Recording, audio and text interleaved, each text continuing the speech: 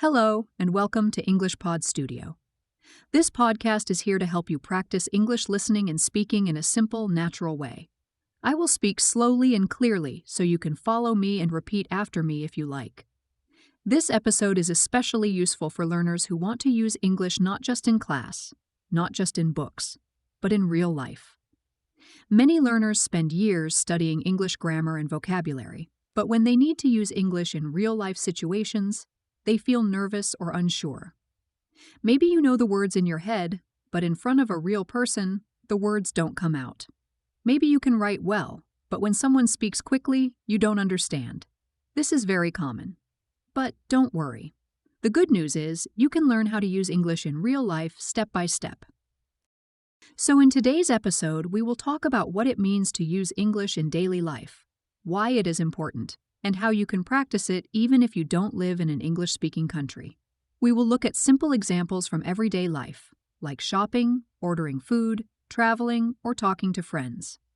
By the end, you will feel more confident about using English outside the classroom.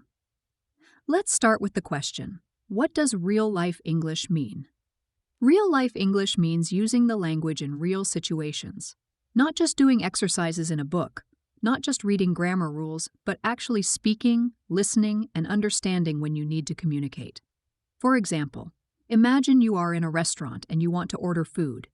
You can say, "I would like some chicken, please." That is real-life English.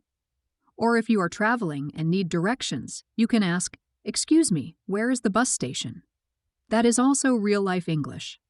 Now let's think, why is real-life English important? The goal of learning a language is communication. It is not only about rules, it is about connection. When you use English in daily life, you see that English is not just a school subject, it is a tool to meet people, to solve problems, to learn new things, and to enjoy life. Using English in real life makes learning more interesting and more natural. But maybe you are asking, how can I use English in real life if I don't live in America or England? The answer is, you can create real-life practice anywhere. For example, when you go shopping in your own country, you can practice in your mind, how would I say this in English? Or you can watch an English video and try to copy the sentences. You can write your shopping list in English. You can even talk to yourself in English while cooking or cleaning. These are all ways to use English in daily life, even at home. Let's take a simple example. Going to the supermarket. In English, you may need to say, "How much is this?" or "Do you have fresh bread?" If you practice these sentences before, then when you really need them, they will come easily. Another example is ordering food. You can practice, "I'd like a cup of tea, please," or "Can I have the menu?" If you repeat these sentences many times, your brain will remember them like music. Another good way to practice is with small conversations.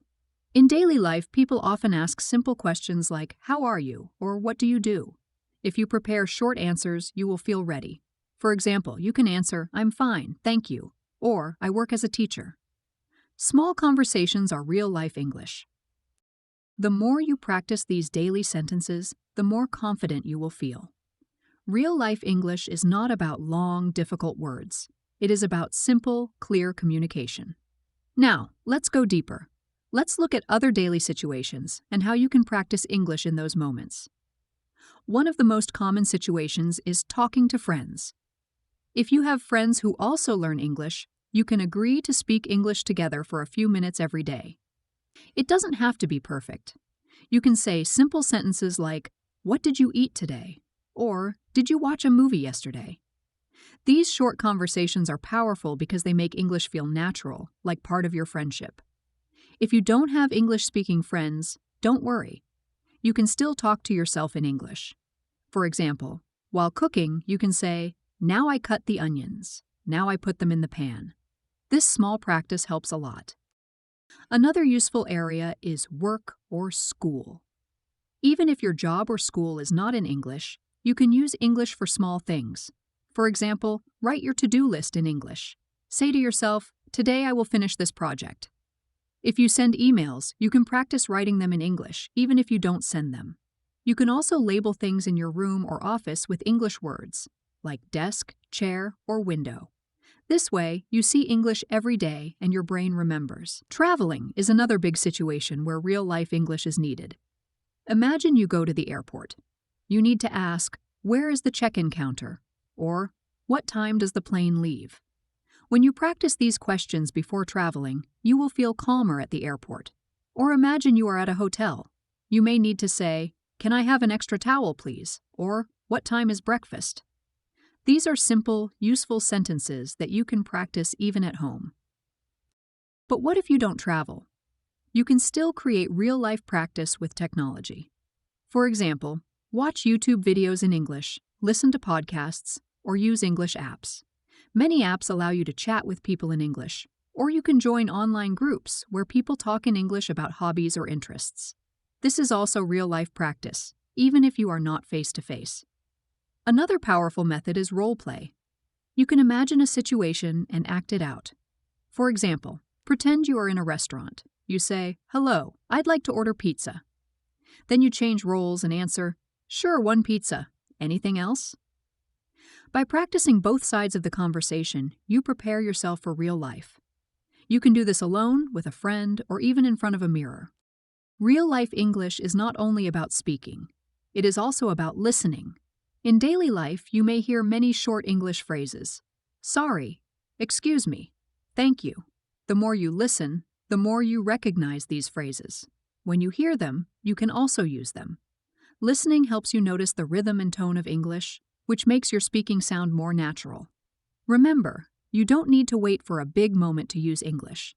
Every small moment can be practice. Ordering food, greeting someone, writing a note, or even talking to yourself. These are all real-life English. Now let's focus on something very important: confidence, mistakes, and motivation. First, let's talk about confidence.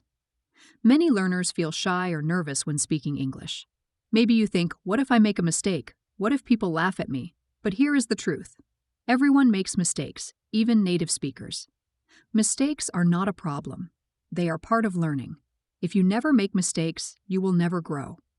Think about when a baby learns to walk. The baby falls many times, but each fall is a step closer to walking.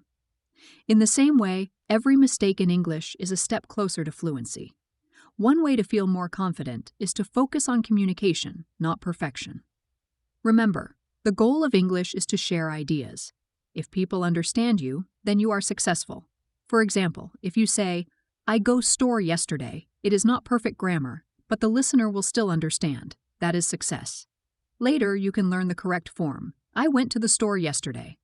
But the most important thing is that you spoke and were understood. Another way to build confidence is practice small, easy conversations first. Start with greetings like, "Hello, how are you?" or "Nice to meet you." These are safe and short. When you practice them often, you feel stronger. Slowly, you can try longer conversations like asking about someone's family or talking about your weekend.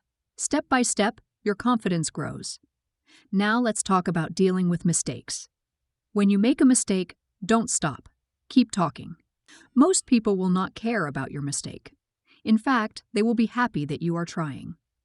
If someone corrects you, smile and say thank you. That way you learn and improve. You can even write down your mistakes later and practice them again. Over time, you will see fewer mistakes and your English will become smoother. Another important point is to use English in a fun way. Real-life English is not only for serious situations. You can play games in English, sing songs, watch movies, or read comics. If you enjoy what you are doing, you will practice more. And the more you practice, the faster you improve. So find activities that you love and do them in English. The key message is this: use English every day in small ways. Don't wait for the perfect time. Don't wait until you feel ready. Just use it now, in real life. Finally, let me give you some encouragement. You are stronger than you think. Every word you say in English is a victory. Every mistake is progress. Every time you try, you are moving closer to your goal. Don't be afraid. Don't stop. English is not just a school subject. It is a tool that can open doors, connect you with people, and make your world bigger. So today, take one small action. Say something in English. Write a note in English. Think a thought in English. These small actions will build a big habit, and that habit will give you fluency. Thank you for joining me in this episode from English Pod Studio. I hope you feel inspired to use English in your daily life with more confidence and joy. Keep listening, keep practicing, and keep growing. Until next time, remember, you can do this.